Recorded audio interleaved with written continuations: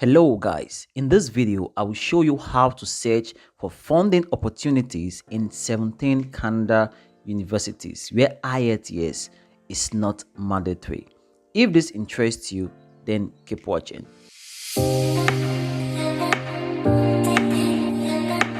It is no news that scholars prefer Canada.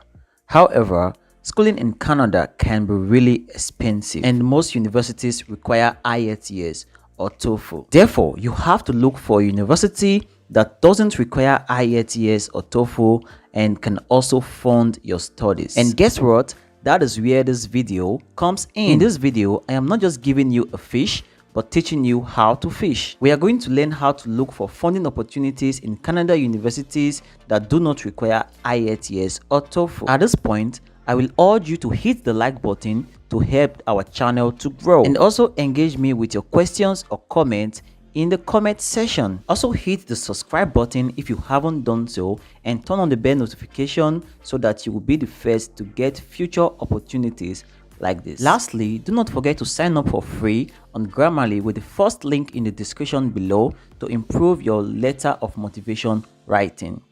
Okay guys, let's get into it. So this is a file that contains about 17 universities in Canada where you do not require IELTS or TOEFL.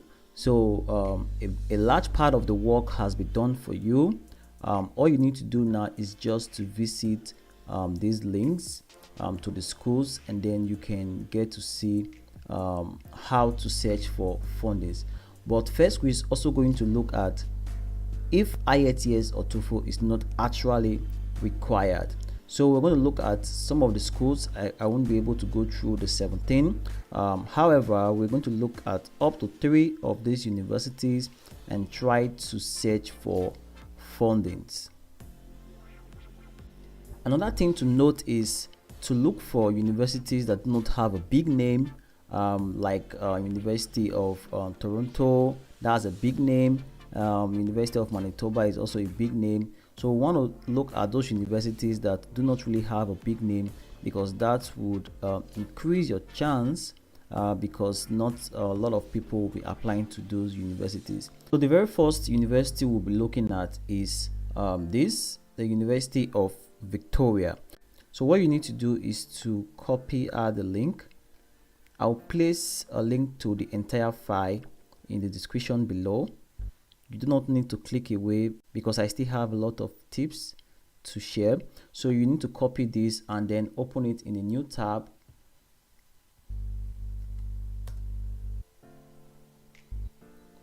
Okay, so we are at the official page of the University of Victoria. Let's first of all look at the language proficiency.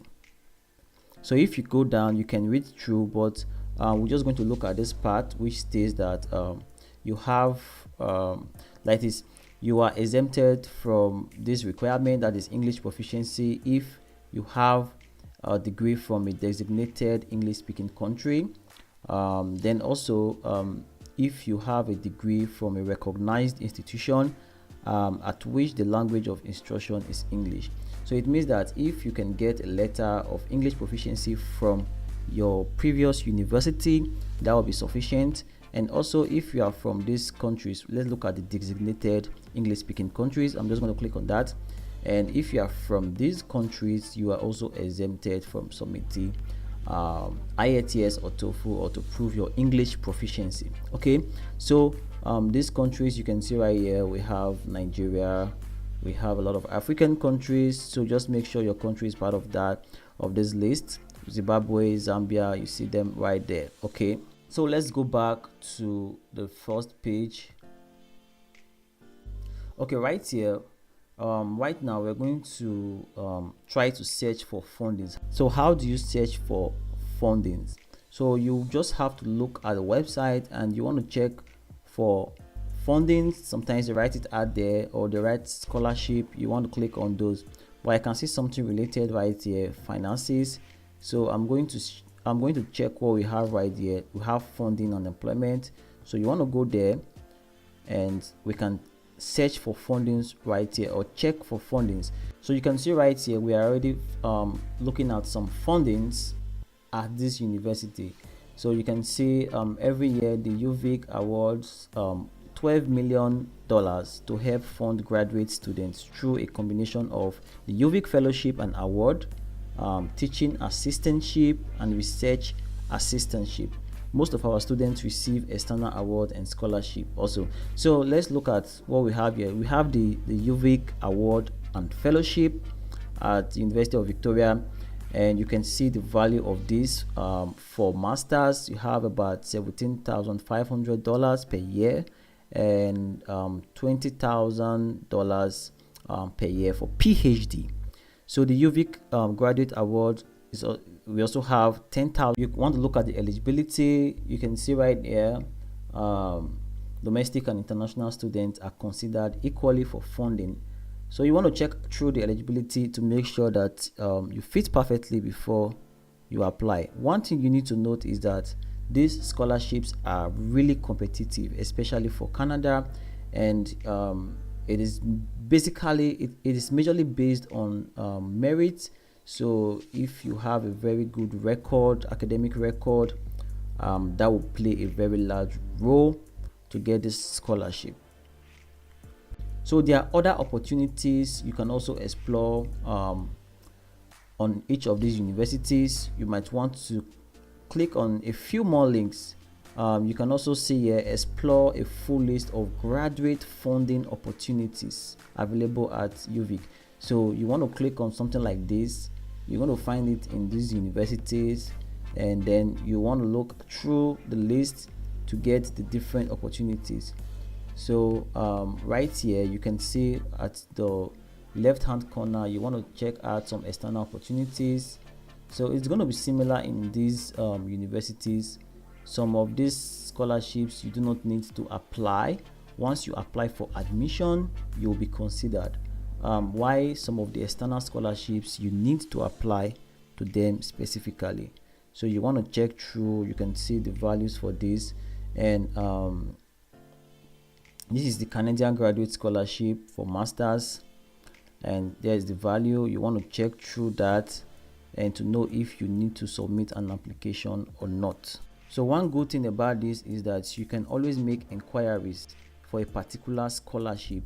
That is why you have email address right here. So as a scholar, it is very important that you send an email. For example, you want to apply to a particular scholarship, you do not have a clear understanding, so, or you do not know if you are eligible, maybe you didn't get that information from the website. It is very important. If you have questions, you can send to the email address on the page that you are looking at.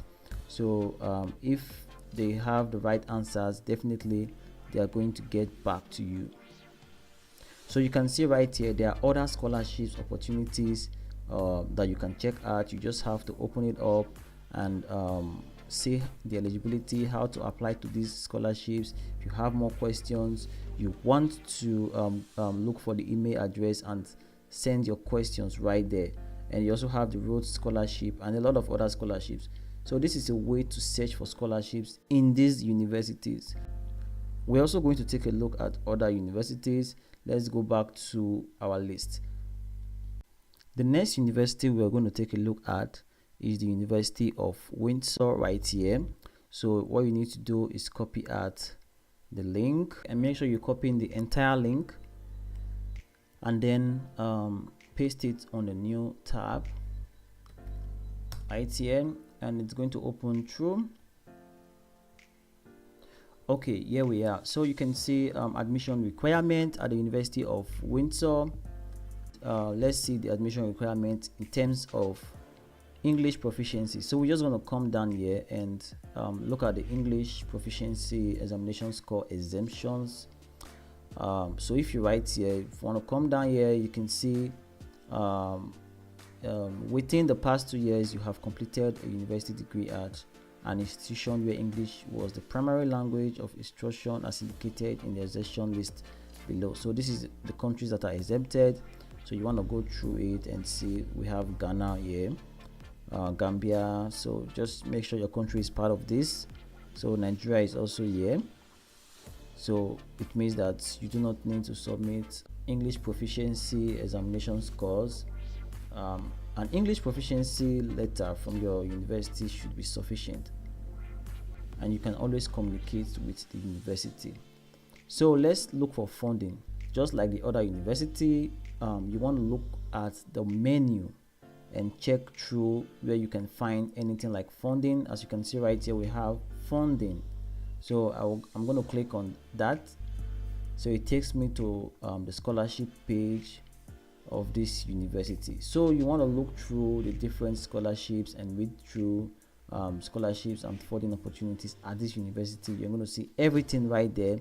This is the graduate entrance scholarship. You want to open it through and read what it entails, and the different scholarships that are involved.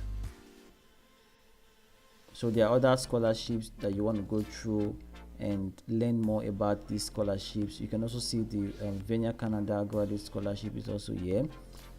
So you want to go through these scholarships, understand them better by reading through them, and also making inquiries to this university by sending an email to make some inquiries. The final university we are going to look at for this video to check for fundings is York University. You can also check through the other universities on this file to check for fundings. Okay, so what we're going to do is add the link and paste it on a new tab. Okay, I am right here at the official website of the York University. So what you need to do now is to check for funding, go through the links, go through the menu, and look for anything that has to do with funding or scholarships. So we're just going to look for that now. So I think we'll have something here. Okay, so right here we have scholarships and awards. There's also graduate funding, so I can go through these, or I go to this one. So let me check at let me look at the scholarships and awards first. So right here you can see different scholarships and awards. We'll want to click on them to know more about these scholarships and how much is being offered and how to apply and the eligibility. So I'm going to click on these tri-council, provincial, and other external scholarships to see what we have here.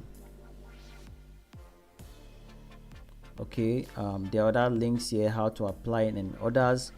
I'm going to look at the provincial scholarship. So you can see right here, these are different types of scholarships that you can look into and know which is best for you. And this is not easy, it comes with a lot of work, but I think it is worth it. You have to go through each of them and try to know how to apply to them if you need to submit an application. But the good thing is that most of these scholarships, you do not really need to apply to them separately. You just have to submit an admission to this school. The only thing is that most of these schools have an application fee, but if you're really determined, you shouldn't allow that to stop you. You want to apply to these schools, and especially if you have a very good result, and that will help you to get a scholarship. So you also want to look through the different scholarships. You can see right here different scholarships. You want to click on them and get to know about the scholarship, and there are a lot of opportunities, funding opportunities. You can see right here, and you can also see international students award opportunities. If you want to be more specific and you want to go through them and see what is being offered. Okay guys, that will be it for this video. I urge you to check out other funding opportunities and scholarships in my previous video on my YouTube channel, and I wish you the best and see you at the top.